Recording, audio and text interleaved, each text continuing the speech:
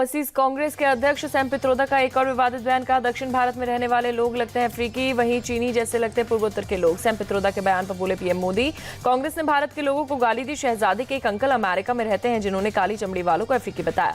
PM Modi बोले, कोई मुझे गाली दे फर्क नहीं पड़ता, लेकिन शहजादे के सलाहकार ने देश को गाली दी। शहजादे कंफ्यूजन होने पर अंकल से सलाह लेते।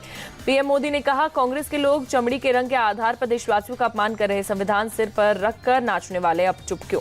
सैम पित्रोदा के बयान पर सीएम हेमंत का पलटवार। कहा, देश के बारे में थोड़ा तो समझ लो। मैं नॉर्थ ईस्ट से हूं और मैं भारतीय लगता हूं। हम अलग अलग दिखते हैं लेकिन एक है। शहजाद पूनावाला का पित्रोदा के बयान पर पलटवार। कहा, सैम पित्रोदा राहुल गांधी के गुरु। पित्रोदा किसके ऊपर नस्लभेदी टिप्पणी कर रहे, किसका माहौल उड़ा रहे हैं, बताएं।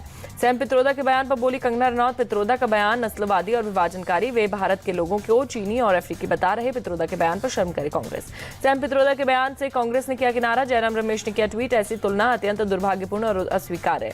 तेलंगाना के वारंगल में बोले पीएम मोदी, मैग्नीफाइंग ग्लास लेकर अपनी सीटें खोज रही है कांग्रेस। चौथे चरण में मैग्नीफाइंग ग्लास से भी काम नहीं चलेगा, माइक्रोस्कोप की जरूरत पड़ेगी। पीएम मोदी बोले, आज पूरी दुनिया में संकट और अस्थिरता है, ऐसे में गलत हाथों में देश की भागदौड़ नहीं दे सकते। देश को फिर से मजबूत सरकार की जरूरत। पीएम मोदी बोले, कांग्रेस के झूठ को तेलंगाना से बेहतर कौन जानता है। कांग्रेस ने तेलंगाना के किसानों की कर्ज माफी का किया वादा, अब ये लोग उसे वादे को टालने में जुटे। तेलंगाना के करीमनगर में पीएम मोदी का संबोधन। कहा, तीसरे चरण की वोटिंग से विपक्ष का फ्यूज उड़ गया। आपके वोट से 10 साल में हुआ देश का विकास। पीएम मोदी बोले, कांग्रेस और बीआरएस के लिए परिवार पहले जबकि राष्ट्र प्रथम। बीजेपी का सिद्धांत, कांग्रेस बीआरएस तुष्टीकरण में जुटी।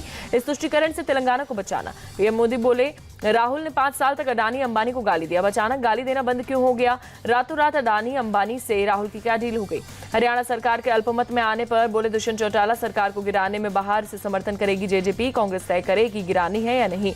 दुष्यंत चौटाला बोले, नए सीएम ने पहली कैबिनेट में कहा था कि वो 94 दिन का एजेंडा बना रहे, यानी उन्हें पता था कि वो 94 दिन के लिए सीएम है।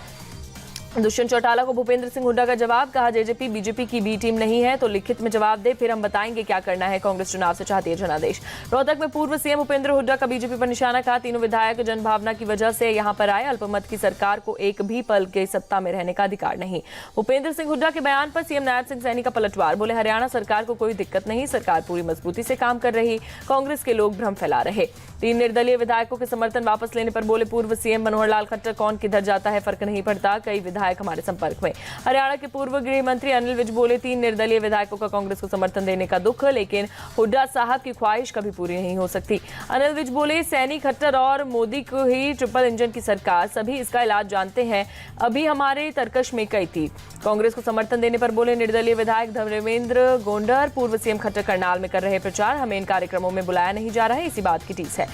उत्तर 24 परगना के जगदल में 12 मई को पीएम मोदी की रैली। पूरी रैली स्थल को खोदे जाने से किया विवाद। बीजेपी सांसद अर्जुन सिंह ने रैली स्थल का किया दौरा। कहा, टीएमसी के नेतृत्व वाले प्रशासन ने खोदी जमीन, टीएमसी को छोटी मानसिकता वाला बताया। रैली स्थल को खोदे जाने के आरोप पर बोले टीएमसी विधायक सोमनाथ श्याम, जमीन को खोदा नहीं गया है बल्कि समतल किया जा रहा है, रक्षा सेवाओं के लिए बन रहा है ट्रेनिंग ग्राउंड। बीजेपी सांसद दिलीप घोष का बयान। बोले, टीएमसी की लड़ाई अब राज्यपाल और चुनाव आयोग से शुरू हो गई है, टीएमसी जानती है कि वो बीजेपी के खिलाफ नहीं जीत सकती। रायबरेली में प्रियंका गांधी ने किया प्रचार। बोली, बीजेपी संविधान बदलने की बात कर रही है, चुनाव में नुकसान होता देख पीएम को कहना पड़ा कि वो संविधान नहीं बदलेंगे। यूपी सीएम योगी आदित्यनाथ का कांग्रेस पर निशाना। बोले, कांग्रेस मुसलमानों को आरक्षण देना चाहती है, उनका घोषणा पत्र विभाजनकारी, कांग्रेस के मंसूबे पूरे नहीं होंगे।